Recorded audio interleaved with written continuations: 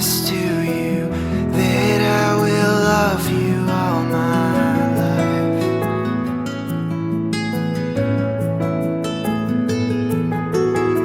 And I'll hold you ever closer when we fight through the pain and strife.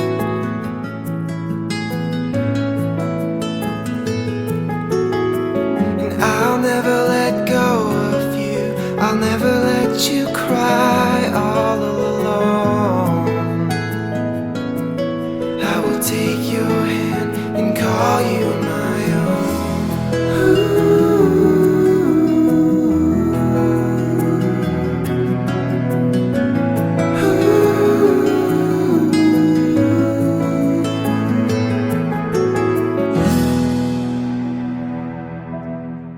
I just want to say it's an honor to be here. And I was just thinking on the way down here, and I was talking to Valerie. We came down here about 9 months ago, and we felt like that we known you guys for a long time somehow. And when Valerie said something about would you share something about the marriage and about the family and all that, and said, but they don't even know us. But anyway, we're very honored. We want to thank you. I feel like that as soon as when this is over, I'm taking her out, and we're going to have a face-to-face. Practice makes perfect, so we're going to practice some more. Okay? So anyway, I just want to, again, thank you again, giving us the opportunity. And I wanted to say, like what Mark and Tammy say, we're not perfect. There's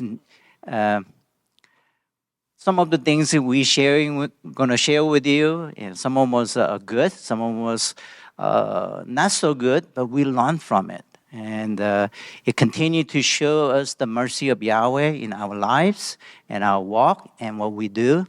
So this, just like you were talking about the marriage as the mirror image of what Yahweh is designed, and that was an eye opener. Thank you.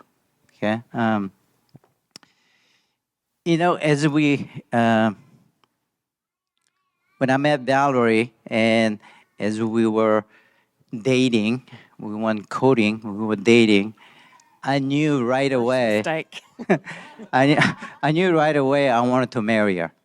I knew right away, and we were saying something about, maybe in 5 years, maybe we can marry, or 10 years, maybe we can have a family and all that. But I was only 16, so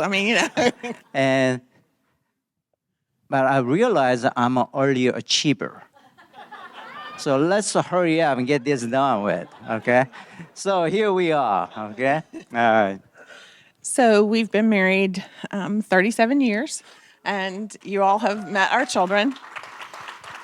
And I'm very thankful for the relationship that we have. And I just want to share with you, I was talking to my mom last week, and my dad is having heart problems. And they've been married over 60 years.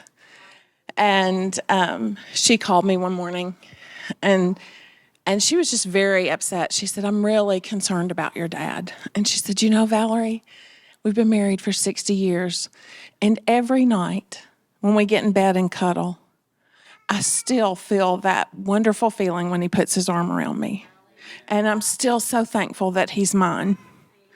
And so as we, and that inspires me to want abundant life in my marriage, not just committed to not divorcing.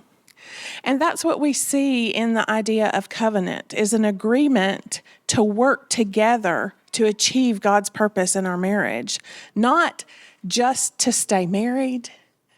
But it takes the two of us, just like they were talking about in Genesis. When God created them, he created the man and the woman to reflect him. It takes both natures to fully reflect him. And it's not him working over there and me working over here, but it's us joining forces together. And unless we do it that way, we can't reflect his image to those around us. And our marriage isn't a ministry of those wonderful things. And so as we go through this, I just want to encourage you that even when times are hard and even when there are corrections that need to be made, there is hope for restoration within those marriages. And He can take those ashes and bring beauty. And He wants to, because His name's at stake. And so, years ago when we first got married, Song Juan was a baby. And I asked Song to go to a marriage conference with me. And he said, no, absolutely not. Our marriage was fine. He didn't need that. He wasn't interested. And he just didn't want to go. And I said, but honey, I really would like to go. And it would be fun. We could take the weekend away. And I think the idea of a weekend away and some face-to-face time was what motivated him to go. And so we went to the marriage conference, and we've never looked back. First of all, that's where he came to know the Lord. And so that's a wonderful praise. But secondly, the principles that we learned there still bless us today. And some of that is what we're going to be sharing from, our experiences. And so what was it, 2-3 years ago? We took our married children to the marriage conference, and I was all excited. I thought, oh, this is going to be so wonderful. And then, and it was, but the first session we sat down and I looked at Song and I said, they're going to hear this. And what if they hear the things we did wrong? And just this moment of vulnerability. Oh no, they're going to hear these teachings and say, why didn't you do this? But I was like, okay, well, they can, it'd still be good for them. But then about halfway through, I remember looking at him and I said, this is the reason that we're still married, because we learned these principles. And so that's what our heart is, to share those things, because they're principles that are tried and true. And, we get the practical side of this. And, I just want to encourage you, learn from your mistakes, learn from our mistakes, learn from the mistakes of those around you. But, keep working for that abundant life in your relationship. I think Mark and Tammy shared this. The two greatest commandments is loving Yahweh and loving your neighbor. And this is where we can really kind of put into application and practice. Because by loving Yahweh, He changes you. At the same time, loving your neighbor. Who is the closest to your neighbor? Right here. That's right. Okay? So by having that the great commandments, as you practice that every day and every opportunity you get, you are practicing and demonstrating that the commandments that God gave you, that Yahweh gave it to you. If this is right, really good, and there's a kindness and there's a lovingness, then you can do that to the others. Okay? It's not the neighbor who lives next door. It's right here. When this is good, you also do the same kindness and the lovingness to the next door, someone who you work with, someone my students or whoever I'm connect with. Because you are practicing something that is going to go beyond just the home, okay? And as you demonstrate, you submit it to Yahweh and what He's showing you and what He's doing for you and what He's doing to you. See, if you do not allow that FaceTime you were talking about, okay, face to face, that this will suffer, okay, and this will suffer. And do that. And I really like that. Your home can be either heaven or hell. And I want it to be heaven.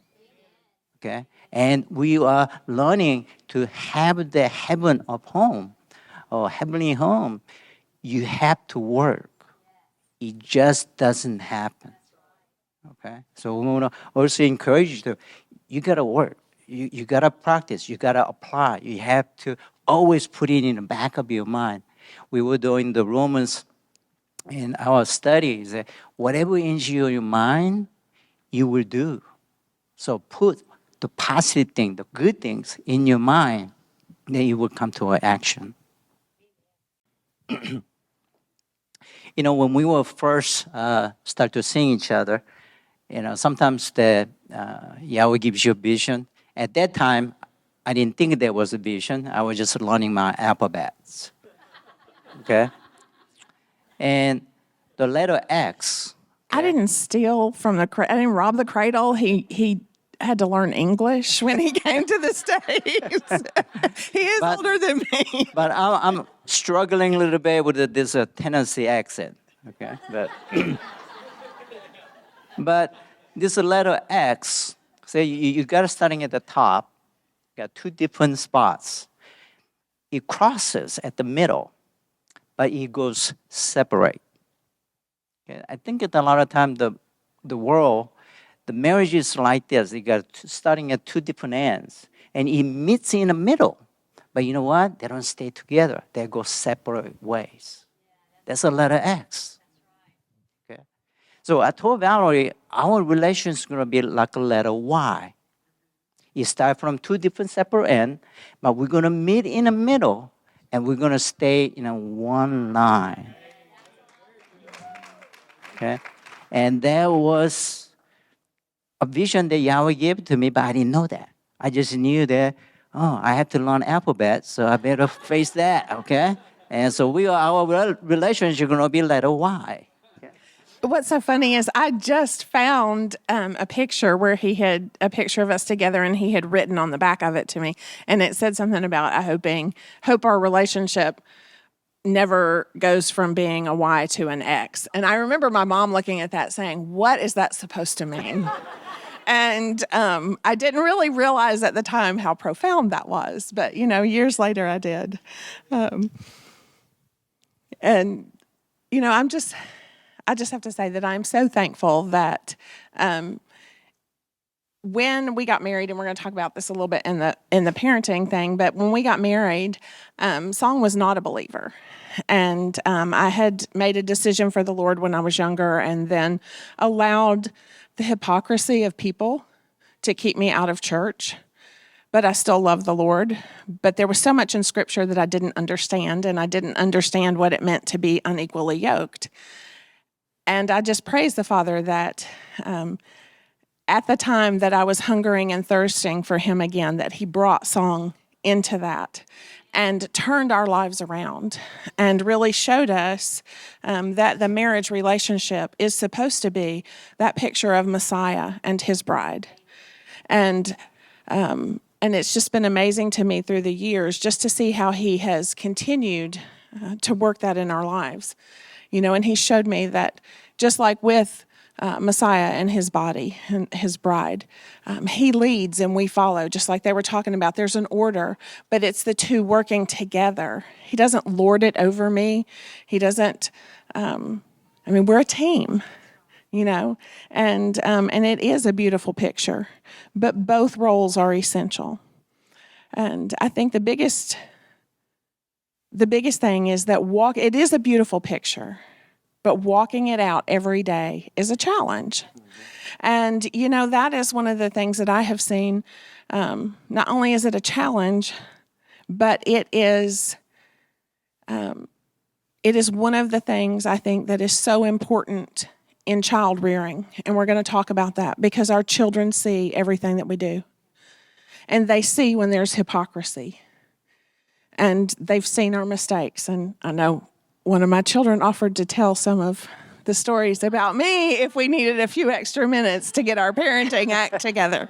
And but we're going to come up with something. But anyway, but that's the truth. This picture is there not just for our sakes and for those around us, but those in our home see it every single day, and they know if it's real. And they know if it's not. They detect it. So it's very important. And I think that all of us would say that we have the goal of having a heavenly home, of walking in unity and achieving that oneness. But I don't think when we start out that we have a plan to get there. Mm-hmm. So we want to talk today about developing a plan to get there. Some of the things that we've done, one of them being that marriage conference. the Weekend to Remember. I would highly recommend that. The other, there are just several steps in developing this plan that we're going to go into. My job is to teach taekwondo. Taekwondo is, if you want to call it, as a self-defense or just something that you can do. But I didn't always teach this way, but I'm teaching it past few years this way, maybe 20 years, I guess, is that instead of teaching the defense first, I teach the offense first. The reason is that when I teach a student how to punch or kick or something like that, they know that what kind of effect it has on their opponent. Once they realize what this can do, then I introduce them a defensive move. So when the offense comes, then they know how to defend it. Okay? Enemy will work 24/7 to attack you. And knowing what kind of plan or strategy that you use, if we know it, it's easier for us. Not necessarily easier, but we can prepare ourselves to defend it. When we don't know it, and maybe it's too late. Okay? So some of the things that we're going to kind of introduce, maybe share with you what this can be. And the thing about it is that the letter X, it's not their plan to be in opposite end. It's by not recognizing some of this attack. And next thing you know, you're in an opposite end. Okay? We don't marry so we can get divorced. We marry so we can stay and have that oneness. Okay? So these are some, there's probably a lot of different schemes because our enemy is very crafty. Okay? But if we kind of understand some of the things that he's using, okay, then maybe we can have a caution. Okay, this is the enemy's attack. Okay, so The enemy does have a lot of tactics, and I just want to say that the world is full of his accomplices, and they want to pull you in. And when we got married, you see a lot of people who would get involved in their hobbies or different things like that and begin to grow apart. And that's one of the things that the enemy uses. One of the tactics that I have seen, and I see this a lot in young couples today, are the expectations that they have. The enemy has filled their minds with ideas, and a lot of the expectations are not grounded in the Word. And if you look at where they get these ideas, sometimes it's from movies, sometimes it's from novels that they've read, and sometimes it's from, nowadays, I think the biggest thing is social media. You see people who everything is set up for a photograph and it looks so beautiful, and you want to have this fairy tale romance with this, beautiful declaration of love and this, laid out engagement photo. And I'm not saying that that those people aren't real or authentic, but fairy tales are fairy tales and they are not reality. And so when we expect that Prince Charming has come along and he's swept me off my feet and every day is going to be a bed of roses without thorns, we're lying to ourselves. And we get married, they get married, and they see Prince Charming is not Prince Charming, and guess what? They're really not a princess after all. And they begin to see their own side of things, and so it's hard. Those expectations come to the surface and they realize this is not what I thought. This is not where I thought we would be. And one of the things that we have to do to combat that, because if the enemy has a tactic, the Father has a way for us to overcome that. And so if we can take an honest look at those expectations and uncover where they came from, we can see how to overcome them and how to apply a realistic, godly, biblical expectation in its place.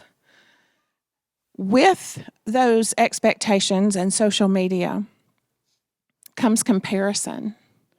And I want to say that comparison leads to death.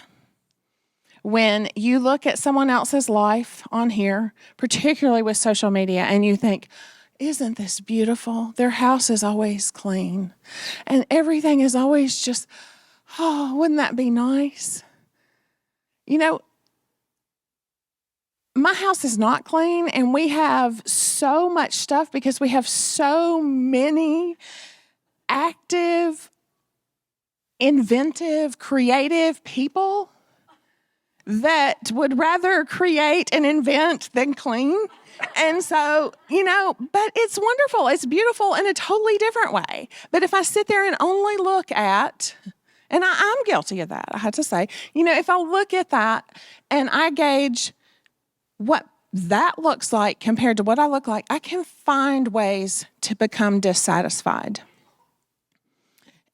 And I realize that my life isn't the fairy tale. It's cluttered and it's busy, but that looks so serene. And just know that your life isn't meant to look like theirs. So don't get caught up in that comparison trap. God has a plan for your life, and you have to embrace that.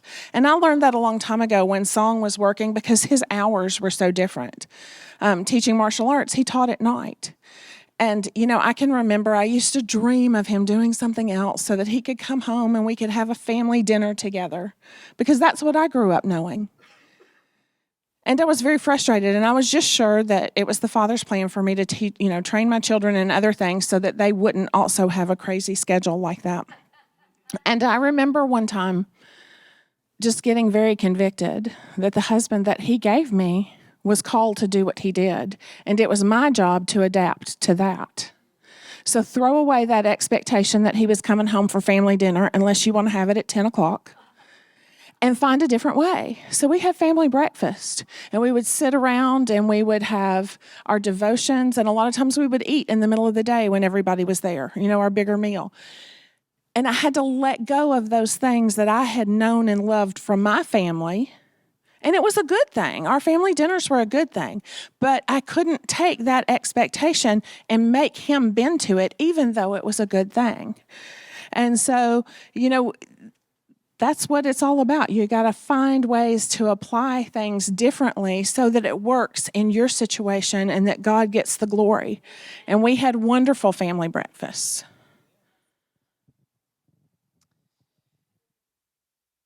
If you look at us, obviously there's a difference. I'm a man and she's a woman.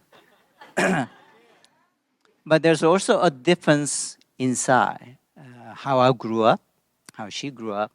Her family was actually a motivator to my life and to me, the things that I wanted it. Okay, my family wasn't as that close, the things that we did, but one of the things that I realized by Yahweh's revealing that for me to really understand the things I think about, the things that I know, things that I do, you have to go back to understand so you can go forward. So I start to pray about just thinking about, okay, what about my parents? What about my family, my uncles, my aunts, my grandparents, and all that? All the things they did, the things that they grew up with, the things that they influenced me in school, my neighbor and all that. You know what? All those weren't really that positive. But what really gave me a hope was the scripture. Because the scripture said that once you become a new believer, we will start to change like the sun. But I realized you have to allow that to happen. If you hang on to your past and you don't realize that how you think, how you see things and all that, if you don't change that, then you can't change. He does not, It's not that he doesn't, that I am not allowing him to change me. So I have to just kind of let go.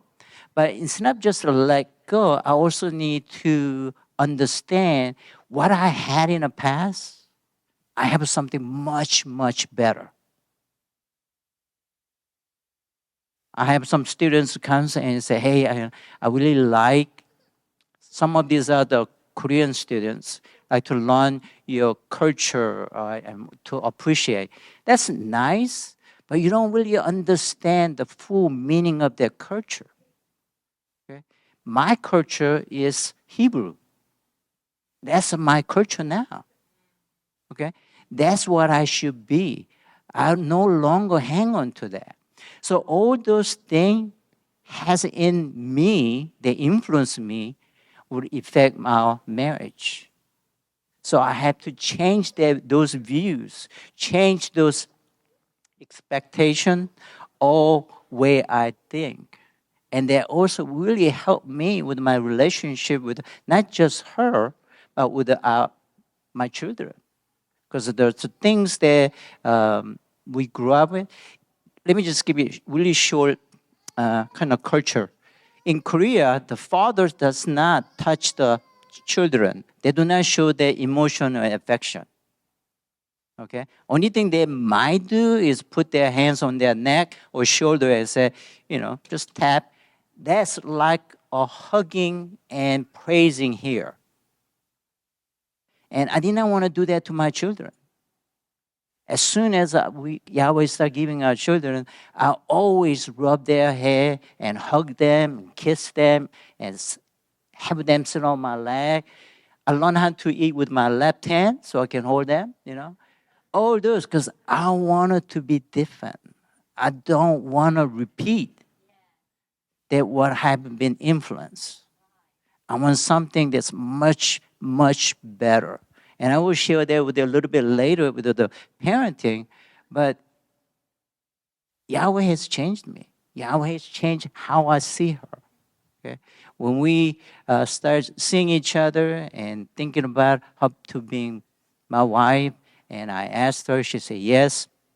I asked her father if they would be all right and all that. And I was just blown away because I don't deserve this.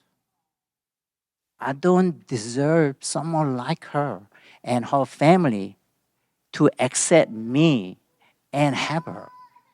So, this whole is a gift. As Christopher sing with Natalie over there, with the Song, with the Jackie and all that. What a blessing that I never even thought of.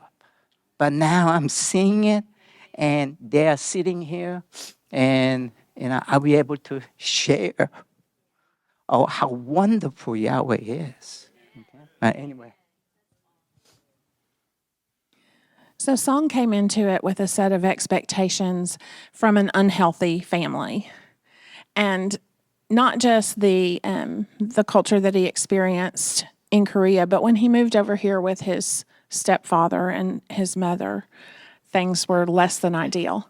And so he came into it, and sometimes when things would happen between us, his expectation was that I was going to do what he had seen happen in his own house. So when he saw me do something that brought back bad memories of something his mom had done, he would get very upset. And so we had to take those expectations that he thought I was going to do something that was going to be very hurtful to him. And that's not what I saw between my parents. And so I'm thinking, this was the natural way to react or whatever. So we had to learn how to take those expectations, both the good and the bad, and blend them together because you're bringing two sets of expectations into a marriage. And I'm thankful my parents did bless us, and my dad just fell in love with Song from the very beginning. Well, my mom did too, but anyway, so we had their blessing. But one of the expectations that I have seen among a lot of young women these days is that they are going to escape this bad home and go into a marriage. And everything is going to be rosy because we love each other. And if I can just get out of this house, then it's all going to be fine. And so when we expect that this is a way of escape, then when we realize that there are problems that go along with any relationship, our little bubble is burst and disappointment sets in. And so that is one of the things, and I've tried to teach my children that when you meet someone, if they're in a hurry to escape from a bad situation, you need to be careful because you might be the next person that they need to escape from.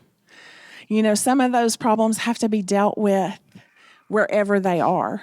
And so the expectation that that the grass is greener over here if I'm married. And I've even seen some moms that would say, oh, you know, my son has these issues, but he just needs to find somebody and get married. Well, Mom, if your son has those issues now, he needs to deal with them now.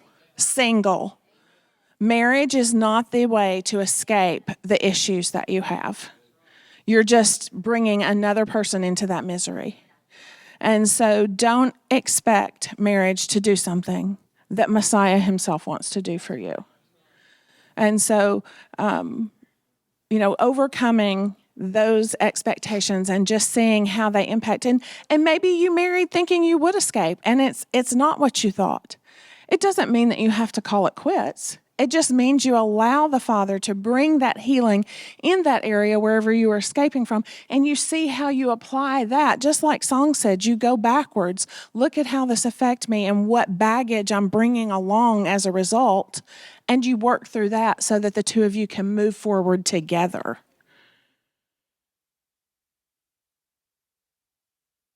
One of the things that I wrote down here, as going back so you can go forward, is the example of the Israelites coming out of the Egypt. We know the why they wander into the 40 years, but there's also, I think, to me, another reason is that it took them 40 years to remove the influence of Egypt.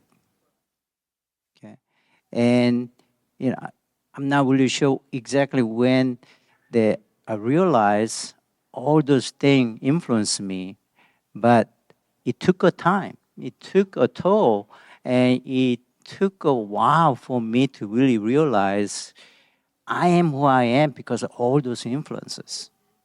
And it doesn't have to be that way.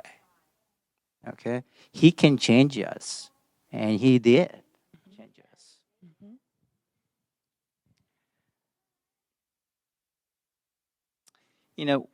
One of the it's really funny because Don was talking about earlier about the world kind of expects that marriage is a 50-50, and it never has been a 50-50. Okay, and when he said 100 and 100, I was thinking more about 75-25, but 100 and 100, I like that. Okay. Right before we came down to Mississippi, we are really hurrying and trying to get ready to put everything in the vehicle and come in. So we usually make up a bed together. She does it her side, and I do my side, and we put the pillows together and all that. And so I was doing something for her, I think. So You got out of the shower.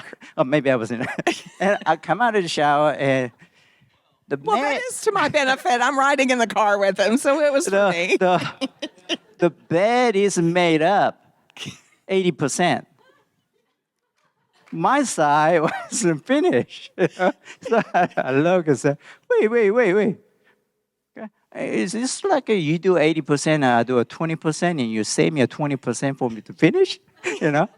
So anyway, it was really a funny visual thing that we saw that our expectation of that 50-50 will work, but it doesn't. Except that when I came back in the room, I said, oh, I guess I got distracted, didn't I? I was making up the bed and went to pick up the pillows and thought, oh, I have laundry I need to go get. And I went and got the laundry and then did something else and came back. And he said, are you sure you didn't just look at this and said, I did my part and I'm done? I said, no, I didn't. But, and that is typical of me to get distracted like that. But it was a very visual, a very good visual of that concept. But that, the whole concept of that, I did this part and you do this part, And one of the things that early on, this is also going back to the I had to go back, In Korea, very seldom, maybe never, man goes to kitchen, This is not Korea. Yeah. She reminded me, okay? But I enjoy cooking now. I don't mind going in the kitchen. I don't mind cooking. Because I like doing those. But if we stayed in the same mindset, okay, then my expectation of that she will do all the food, and maybe her expectation I had to do all other things. Okay, but thing about it is that expectation and the 50-50 or whatever the percentage you set for, okay, it doesn't work. Okay, so you're gonna have to kind of remove that from your mind. Okay, you do what you need to do. You do because she needs it, or she wants it, or it pleases her. Okay, it's a small thing. You're talking about the love language. I think my love language is act of service. Every morning I make coffee for her. Okay, bring it to her to our room and all that. And I like doing that. And now, because how I make for all those years, she doesn't know how to make a coffee for herself. It doesn't taste the same. It never tastes the same. But that's fine. I don't. It's not that I don't mind. I love to do that. Okay, it's because that's my love language. It's just telling her that that's what I like to do. And that was one of those ways that we adapted because he was gone all evening and afternoon. He would, in the mornings, he would make coffee, allow me to have my quiet time, and he would do something with the children. Often they would make breakfast together, and then we would have our large breakfast. And then he was gone the rest of the day till about 10 o'clock. And so his way to bless me and help me have a good day was to start that way. And so, and one of the things that I want to say, about that 50-50 principle, just like he said, a lot of times men don't belong in the kitchen according to different sects of people. But there are things that we do, and the problem with the whole 50-50 concept is that he may be working to please me in one way, and I'm thinking, I need to do this, okay? I'm doing all the laundry, I'm doing all the house cleaning, and I'm over here on this path working hard and I'm making progress and I'm wanting him to meet me in the middle. And he's over here bringing me coffee and he is taking the trash and he's doing these things and he's on a totally different path. But all I'm looking at, and this is the problem, I look at his inadequacies and I look at the faults. And so the truth is, he's come further than this way. He's come 75% of the way over here because in the coffee making thing, he's come 100% of the way because I don't ever make the coffee. And then if he were just to look at that and say, she doesn't do anything, but he looks at the different paths where we work together instead of just that one area. So yes, maybe I don't make the coffee, but there are other areas that I do more than my share in. But we work together and we fit together well because we're willing to accept that it's never split down the middle. And nobody knows where that halfway mark is. So if you're waiting for your mate to meet you in the middle, they may be on a different path altogether, but the midpoint is some obscure point in your mind and it's at a different place in their mind. And so if you don't ever realize that, you're always going to be waiting to meet in the middle and you're going to pass each other by. there are several ways that the enemy likes to attack, and one of them that we've seen is in the way of roles. And just like we talked about, the guys in the kitchen, some people might not live with that. I want to share this about the role. I can see things, but I can't really visualize things if I never seen it. Okay, Valerie has this visualization or creativity that she can see things not being there. When we were building a house, she actually draw up the plan, the blueprints and all that. And she visualized where the furniture gonna go and all that. Well, unless there's a wall, I didn't see that wall. Unless there's a floor, I didn't see the floor, okay? When they're pouring a footer, all I saw was a footer. I didn't see a house, okay? But anyway, so we had a builder, we had a framer, and he was doing all the framing and cutting out the windows and all that. And one day, the Valerie came in and looked at our bedroom, and she said, "Those two windows are incorrect. They are too close." And so they said, "What do you mean? We went by your blueprint." But yeah, but those are too close. So measure it. So they measured it. Sure enough, it was too close. Okay, and she just saw that one. Okay, and so The guys building were from our church. Yeah, and, the guys were and we had a friends. different Okay. mindset at that church. So they came to me and said, "Song, you're gonna let Valerie do that? You tell him, you're the man. You stay with your plan and you do that." And I said, "You know what? She has a plan why those two windows are they're apart, okay? Because she's already figuring where the bed's gonna go and where there's gonna be. If you do it this way, then the bed push gonna be on inside the window, okay? And she already knew this. I had no idea there's gonna go bed gonna go there. She already knew where the piano gonna go there, where the dresser gonna go there, where the light gonna go. I had no idea, okay? So I said, I tell you what, that's her department, and she's good at that. So go ahead and listen to that. And the framer said, let's just listen to that and go. Because if it was a role, and if I had a pride of being a man, and that's something that I struggle with, I will probably say those things, and we will have a bedpost between two windows. Okay? But because that I accept what my strength and my weakness, and what her strength or her weakness, okay? I had no problem that listen to Valerie. Okay, and I didn't have to worry about the peer pressure, because I'd rather be here than with my framer. Also, when we put the flowery wallpaper on the walls, and he said, "Song, why would you let her do that in your bedroom?" And Song said, "I don't care what the walls look like. So if it makes her happy, it's going to make me happy. So I don't care if there are flowers on the wall." Oh, man. So we talked a little bit about how we speak and how we express love. And I believe that's also another area that the enemy likes to attack in. Some people... I know some people don't want to show any public display of affection. Other people are all into that. Have no problems whatsoever. So it's just one of those different things, that there are expectations. And some of these young ladies, once again with social media, want these young men to come into their lives and show acts of love or show love in a way that can be photographed and portrayed to those around them.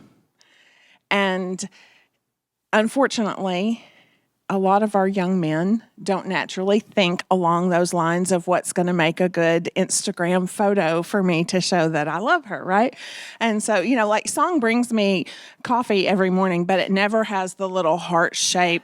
It tastes wonderful though, and I've never complained that it's not, Instagram perfect. And so, if I had that expectation, then I might be disappointed. But I also don't want him going and buying me coffee that has that. I just, I'm content with that. But if that's my expectation that he should be putting hearts with the creamer, then I'm going to be disappointed, right? It's not enough that it tastes good. And this is an area, too, where you talked a little bit about love languages. And that is certainly an area where that comes into play. And Song was talking earlier. Go ahead. Well, I told you about the learning English. If I was just speaking Korean and she will be continue to speak English, if we can't really communicate, then it doesn't really bring a oneness, but it will separate us because we will be frustrated with each other. And if I'm trying to communicate with her and she can understand, and she's trying to communicate with me and I can't understand, then obviously there's not going to be a oneness there, okay? And it's not that you are speaking Korean and you're speaking in English, but there's a different love language that you trigger your heart and your emotion and your understanding. And knowing that what language she speaks and she's knowing that what that I speak, it's not that I'm trying to change my language. It's just that I will understand better. And she will understand me better. So by doing that, we can really communicate. As we we are learning to communicate. Communication is very, very important in marriage, that face-to-face. If we are looking at each other, but we're not speaking same language, then we're just mumbling. Actually, we just saying things, but nobody's receiving. Okay, so I think understanding it. There's a great, the course or the books, even program to get to know the love language and get to know what your spouse is speaking and all that. I think it really, really it will enhance your marriage. Not only do we have different ways that we communicate love with the love languages, sometimes we just communicate differently. I am a kind of person that I like to talk it out. And so if there's something going on in my life, I would like to talk about it. Song is not that way. And so when we first got married, sometimes I could tell, that he was aggravated, and body language is one of those things that we have to learn to read. And so early on, I can remember if something was going on, if Song was scratching the front of his head, I kind of knew that he was aggravated with me.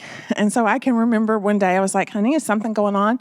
No, I'm fine. I was like, well, you kind of seem aggravated or something. No, I'm fine. And he kept scratching the front of his head. And finally I said, are you aggravated with me or does your head itch? And he looked at me and he said, my head does not itch. Okay. Would you like to talk? He didn't want to talk about it right then, but we did get to the bottom of it at some point, and that comes into, also conflict resolution. When we first got married, he did not want, his idea of conflict resolution was you leave and you come back later and you never talk about it again. And so I remember, probably the biggest fight we ever had. I have no idea what it was over when we first got married or when we first moved into our first house. And we got in this big argument. And he got up and he went in the bathroom and was getting dressed. And I was like, he thinks he's going to leave. And I took the keys and hid him. And I said, you're not leaving. You can't go anywhere. And I sat in front of the door and I was like, you are not leaving. We're going to talk through this. He was like, I don't want to talk through it. I was like, but what good does leaving do? He said, well, I don't want to live what my parents lived. I don't want to argue. I don't want to fight. I don't want that kind of stuff. I said, okay, but it doesn't have to be that. It can be something totally different. We can talk through this. We can calm down. We can take a few minutes and calm down, and then we can talk. But we can't just drop it forever. And so we had to learn how to work it out. And that was, I don't think we've ever had an argument like that since then, have we? In another way, Hadn't had to sit in the front of the door difference on again. how take the stress is that all I need is about 30 minutes with a heavy bag. And you know what? I'm fine after that. I'm good. Okay. And I thought the same thing with Valerie, and as she, going through some, emotional, hurt and all that, and say, well, I will take care of the babies. You go ahead and work out a little bit and come back. Well, they didn't go well, because that's not how she deal with the. Well, I had just lost my brother and I had just had a miscarriage. And so when he said go work out, I'm thinking, well, this is back when I was not as full figured as I am now. And so, I was thinking, is he trying to tell me I'm fat? I just had all this stuff going on and he's worried about how I look, and so I didn't understand it. But what he was offering to me is what would have been a huge blessing to him. So he wasn't trying to insult me. He wanted to bless me, but that's not what I heard at the moment. Eventually I came to understand, but it took a little bit. So we have to understand that there are different needs, we communicate differently, we express ourselves differently, and we deal with things differently. But we can't always jump to conclusions as to what that other person is trying to say with their statement. Just like with me not making up the whole bed.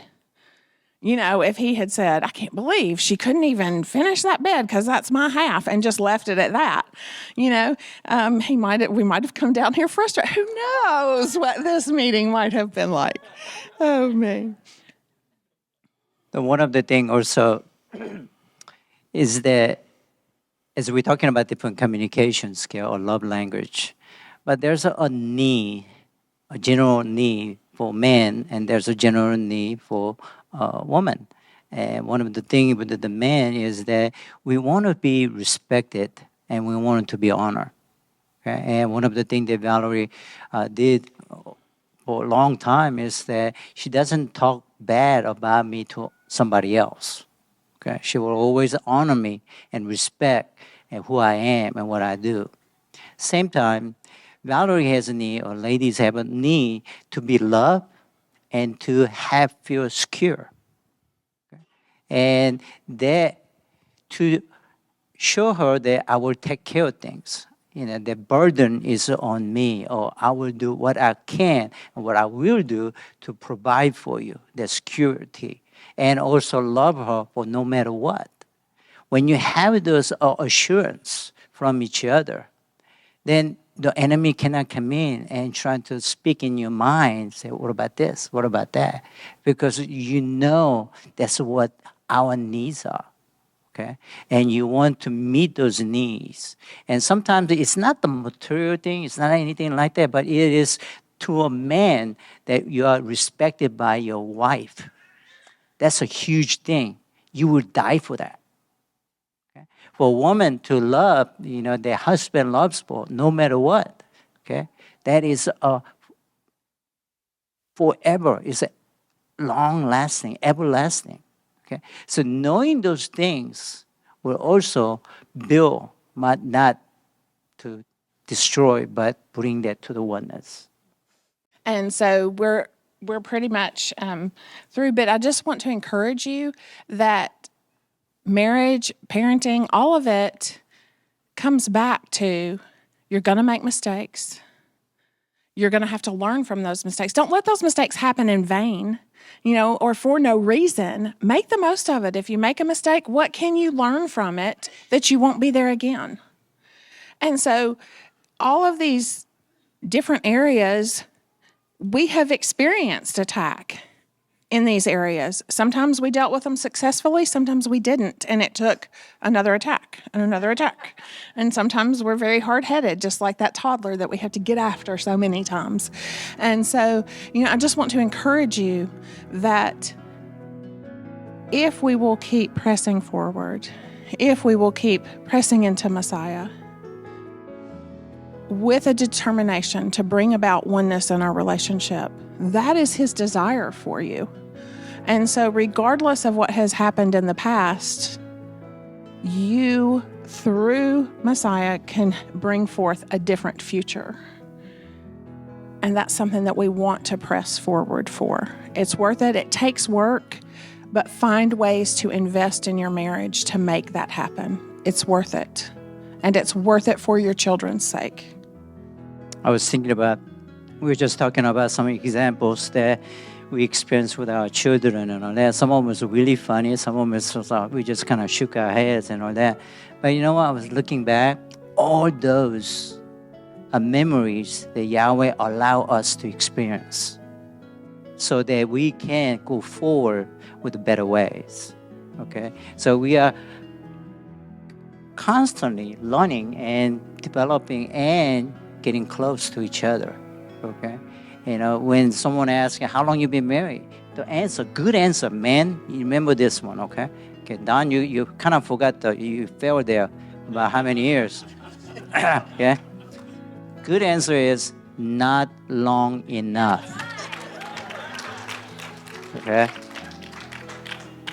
But, you know, we will be celebrating 38 years, but I can just visualizing, picturing 60 years, 70 years, 80 years, okay? What a wonderful experience that we had together.